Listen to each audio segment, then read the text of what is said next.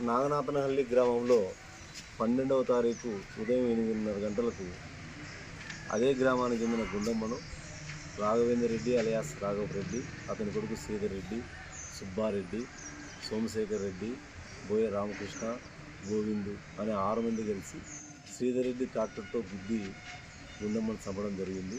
అదేవిధంగా పురుషోత్తం రెడ్డిని కూడా చంపాలన్న ఉద్దేశంతో కర్రలతో కొట్టి గాయపడటం జరిగింది.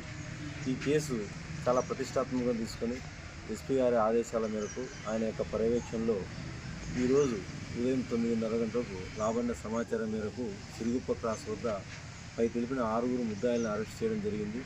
వారు నేరాన్ని మా పెద్ద మనుషుల సమక్షంలో అంగీకరించినారు. అంతేకాకుండా వారి యొక్క ఒప్పుదల స్టేట్మెంట్ మేరకు వారే నేరానికి ఉపయోగించిన ట్రాక్టర్ దాచిన స్థలం చూపించడం జరిగింది. అదేవిధంగా నేరానికి ఉపయోగించిన కర్రను కూడా చూపించడం జరిగింది. దాన్ని కూడా ఆ ట్రాక్టర్ మరియు కర్రను కూడా సీజ్ చేసుకోవడం జరిగింది.